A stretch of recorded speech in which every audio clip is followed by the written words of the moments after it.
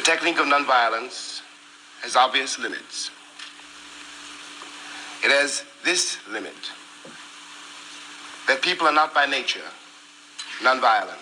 In 1963, the legendary writer James Baldwin gave a speech on racism in America. And when asked about the nonviolent movement of the 60s, his answer was, people are not by nature nonviolent. And that line struck me. Baldwin is a writer that I deeply admire, and he was making a hard, honest observation shaped by the pain and struggle of his time.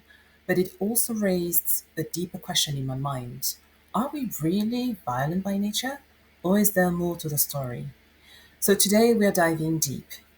Is violence in our blood, or is it a shadow we've learned to cast?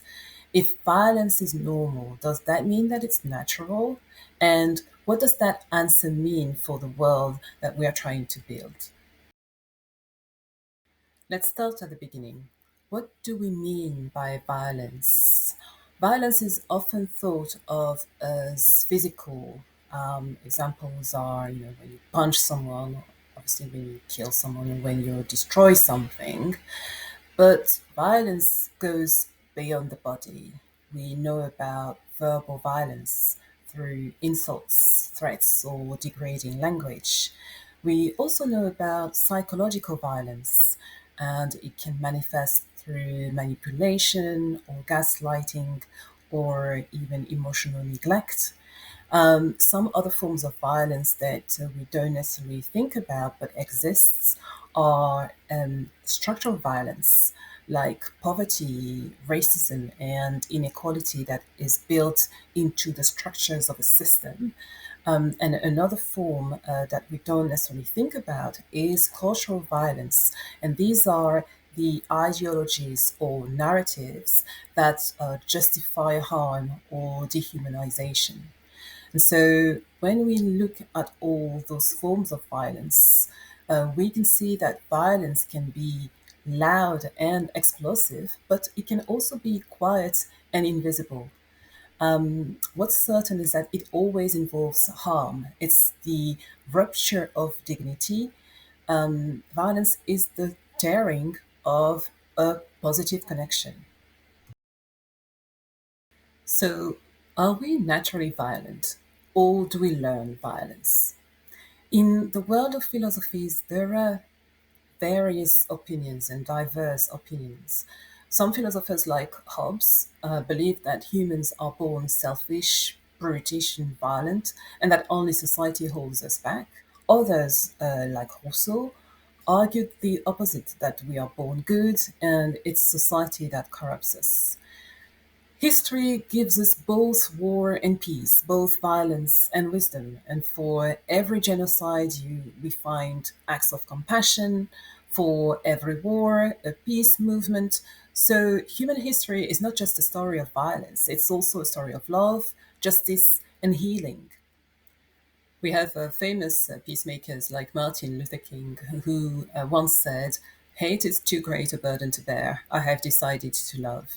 And Nelson Mandela also reminded us that no one is born hating another person because of the color of his skin. People must learn to hate, and if they can learn to hate, they can be taught to love.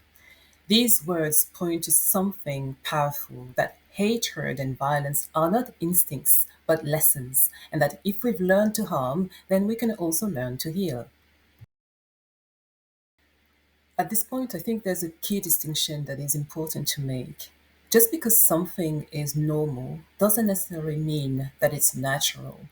Violence may be common, but that doesn't make it our essence. Most people are not violent every day. In fact, violent moments are usually short. They are outbursts or incidents or explosions. But peaceful behavior, calm coexistence, and even boredom, they last much longer. No one can scream or fight for hours on end, but anyone can sit peacefully for hours without forcing it. So, if we're not naturally violent, why do people become violent? There are many reasons. We can think about pain. People who are hurt often lash out. We can also think about fear as a reason for violence. Sometimes violence can feel like self defense, even when it isn't. People can get frustrated and get violent through frustration because maybe they feel that their voice is unheard. There is power as well that is a cause for violence. Some use violence to control or dominate. And I think we also have some social conditioning. That means that in some environments, violence is normalized.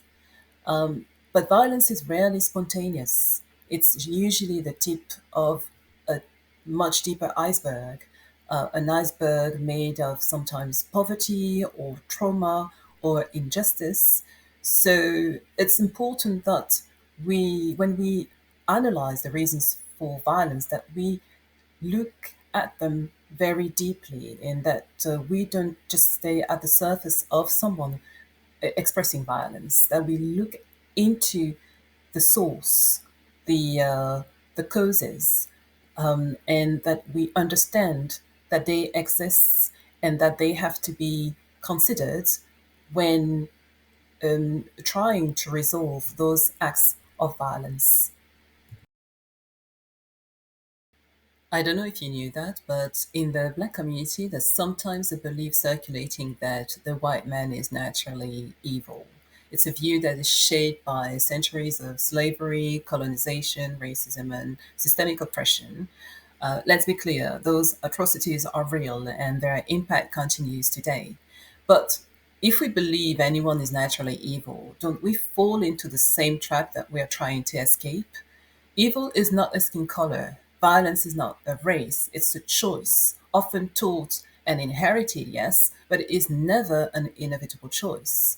By characterizing a category of person as naturally violent, are we not already giving up? Are we not ourselves becoming systematically violent? It's important that we challenge injustice without dehumanizing others. And my view is this is how we move towards peace together, no other way. Martin Luther King and Gandhi showed us another way, the way of nonviolence. They didn't deny pain or injustice, but they refused to fight fire with fire. Instead, they turned the moral mirror toward their oppressors, exposing injustice not with fists, but with courage. Their legacy tells us something profound, that peace is not weakness, it's strength, it's dignity, and maybe it's who we really are. So, are people naturally violent? James Baldwin said people are not by nature nonviolent. And given the violence he witnessed, from slavery to segregation, who could blame him for saying so? But with deep respect to Baldwin, I don't believe violence is our nature. I believe it's something we've learned and something we can unlearn. We are capable of terrible things, yes, but we are also capable of kindness, compassion, and extraordinary courage. Peace is not always easy, but it is always within us. It's a choice we can make again and again. And maybe in choosing peace, we reveal not just who we are, but who we are meant to be. Thank you for watching the Peace Compass. Make sure you like, share, and subscribe. And until next time, stay peaceful.